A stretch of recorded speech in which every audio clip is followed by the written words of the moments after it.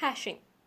In this video, we will take a look at a few basic concepts of hashing. So let's start by defining what a dictionary is.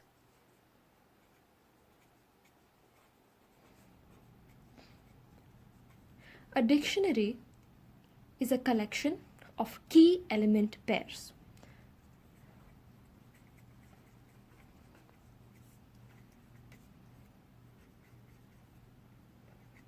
So it is going to be a collection of tuples in which we have a key and we have an element.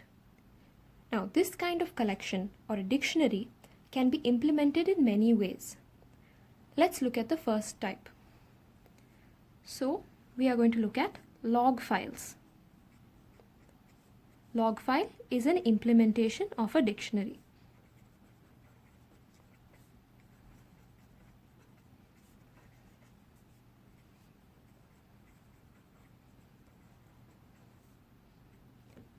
How is a log file implemented?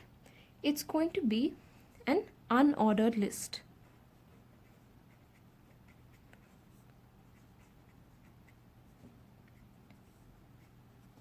So it's an implementation of a dictionary which is an unordered list.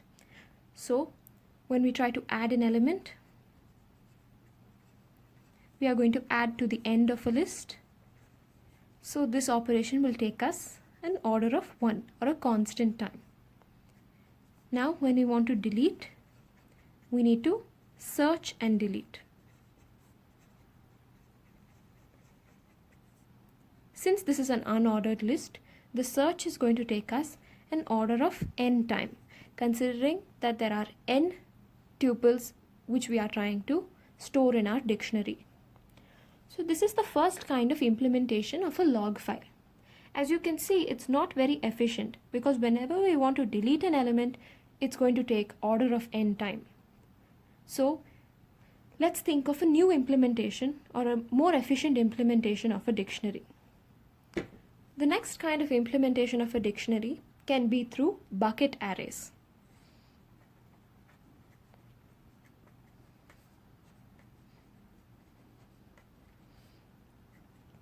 So we have seen something like this earlier in bucket sort.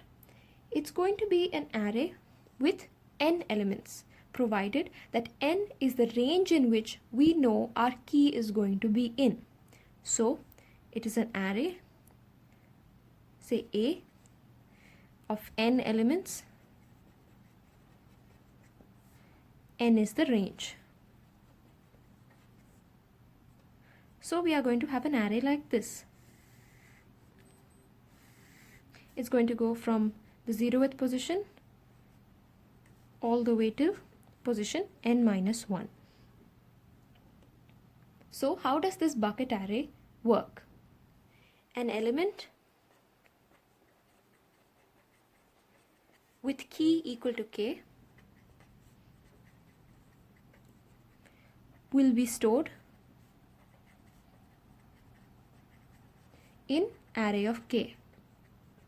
So suppose I have the element 1, c. I'm going to store c in the place of 1 because this key is equal to the index. This is how the bucket array is going to work. So when I want to add, I will add to array of k. That's going to take me constant amount of time. So it's going to take me order of 1. When I want to delete, all I have to do is delete the element at that key. That is also going to take me order of 1 time. So as you can see, additions and deletions have become constant when we use bucket array. So we are slightly closer to what we want, but we are not quite there yet. We are not at the most efficient way of implementing a dictionary. Why? Because this bucket array is going to have a couple of disadvantages. So disadvantages of bucket array. The first disadvantage is that the keys have to be integers.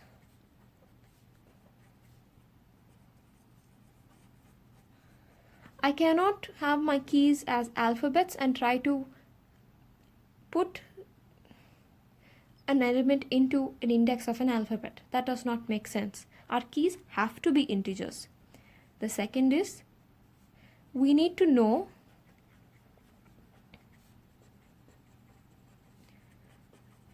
the range of the keys beforehand. So to implement a bucket array, we need to know capital N, or we need to know how many elements in our bucket array we need to have. That is, we need to know the range in which the keys are going to be present. Because of these disadvantages, we need to come up with a revision for our implementation. So with that, we come to our third implementation, or hash tables.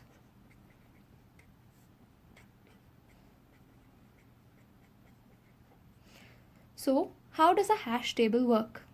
So the hash table is going to use two components.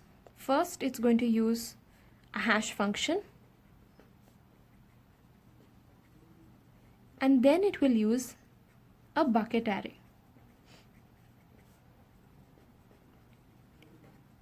So what does the hash function do?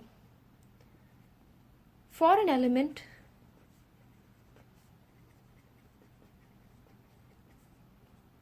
which has an element E, or let's say key comma element pair, for a element key pair,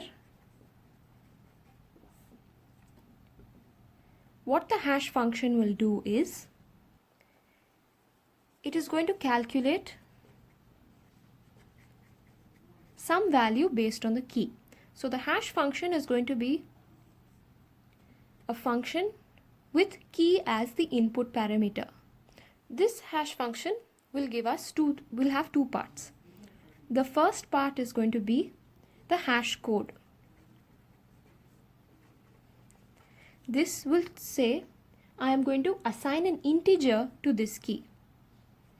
So it's going to map key to some integer. So this function removes the disadvantage that keys have to be integers. Then once I have the hash code and I get the integer, what I will do is, I will use a compression map.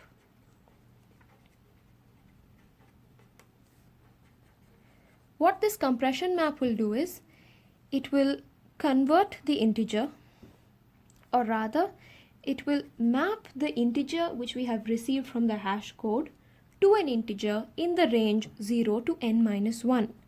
So it maps the hash code integer to an integer 0 to n minus 1. So once we have hash function of key, we would have first received an integer, and then we map that integer to 0 to n minus 1. So the outcome of the hash code, or the outcome of the hash function, is going to be an integer in the range 0 to n minus 1. This integer depends on the key of the element. Now in our bucket array, we are going to store the element in array of hash function of key. So once we do all this, we will receive an integer in the range 0 to n minus 1. So we will store the element E in array of not just the key, but array of hash function of the key.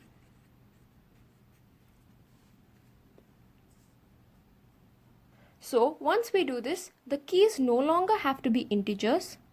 Also, we don't need to know the range of the keys, because we are going to map it into a range which is provided by us. So just as a recap, what does the hash table consist of? It will take the key element pair. Then it will pass the key through a hash function. What do we mean by passing the key through a hash function? First, we will pass it through hash code, which maps the key to an integer. Then we will pass it through the compression map, which maps the integer received from the hash code to an integer in the range 0 to n minus 1. So once we have passed the key through the hash function, we would have received an integer in the range 0 to n minus 1. Now, using this output of the hash function as the index, we will store our element in that particular index of the bucket array. This is how a hash table is going to function.